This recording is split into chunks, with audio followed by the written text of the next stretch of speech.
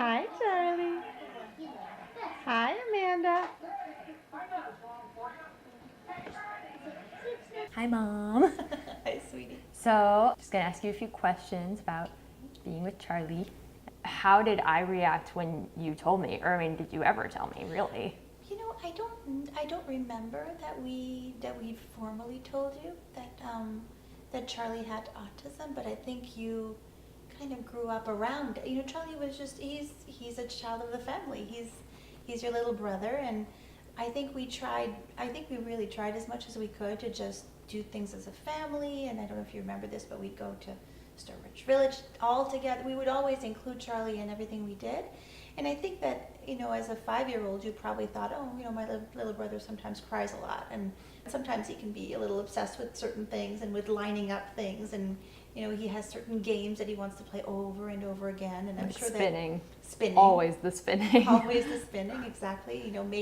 Made toys out of the little juice boxes. That was his favorite. Like we bought probably hundreds of toys for Charlie when he was little that he never had any interest in. You grew up around that all the time, so I don't think you ever thought anything of it, or maybe you did and I didn't know, but I think we just took what Charlie wanted to do for granted, and we let him do it if it meant for him that he would be at peace and joyful.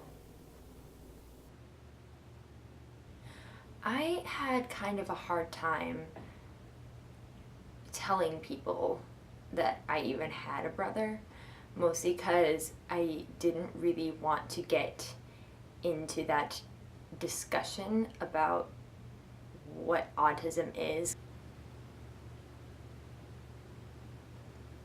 So anytime anybody would ask me about Charlie, I would say, well, he has autism and he can't speak. And then, I don't know, people just get weird when I say autism because, people don't understand it. And I mean, I don't blame them. I don't know what I'm trying to say.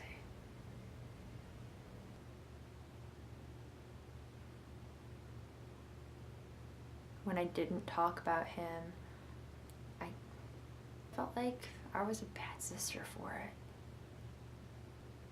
I just felt like I was letting him down every time. I mean, I didn't mean to.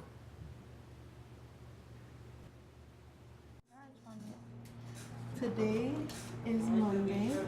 Tomorrow will be Tuesday.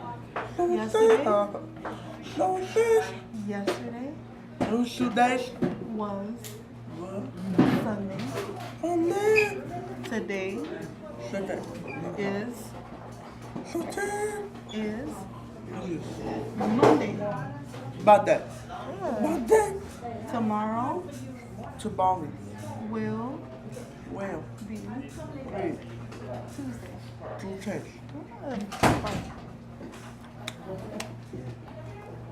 What color, Robert? What color? Pink! What color? Thank you. Good.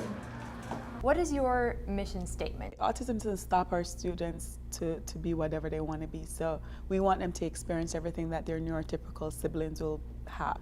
So it's all about making our kids, I hate to use the word normal, but for them to feel like they belong. I believe that our kids have self-esteem. I believe they're not deaf because they may not talk back doesn't mean they can't hear what's going on around them. I just have this feeling that our kids understand way more than we give them credit for. So I'm always pushing. And I've had siblings who say, I wish I was autistic as well, just because there's a disconnect. The Cookie Monster song, the C is for Cookie song, that was his favorite song for the entirety of last summer, I'd say. And he was, kind of getting antsy, getting a little, bored. And he starts making his, angry sounds. And I just sing the song to him. And he just looks at me. He has, amazement in his eyes. And he has this look that says, you know that song too? And it was so funny though. And then he starts giggling and he wants me to sing it again, and that was such a great moment for me because I I felt like we were really connecting there. But it's really frustrating, I think, when he tries to tell us something he wants and like we don't necessarily understand it, but he's really trying hard. I always get a little bit sad just looking at his hands and holding his hand, because they're permanently raw and swollen, because when he gets really angry he starts biting himself. Like, I always feel like I always ask like if there's anything I can do, or like what am I doing wrong, and maybe I'm not doing anything wrong, but maybe I am, and I don't know what I can do to change that.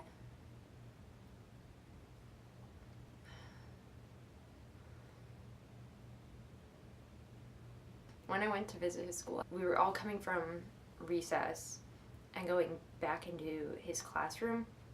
Charlie noticed that I was falling behind, and he turns around and he looks at me and he holds his hand out. I just felt like he was saying, "This is how we get to class." I felt that was really nice. And I really hope that Charlie does see me as a friend. Was I a good sister to Charlie then? You were a great sister to Charlie. You were so patient with him. I think the key to being, sort of good with kids who are on the spectrum is patience. And you, my friend, are very patient. So I think that's really what what connects him to you.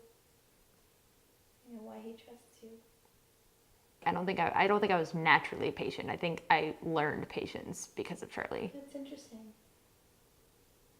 That makes a lot of sense. I think we're all a little more patient because of him, but I think you're probably the most patient with him. I already know what to do. Hang on, Charlie, come on. Try using this. Alright, you guys. You do that? Each Yeah. other, you guys make.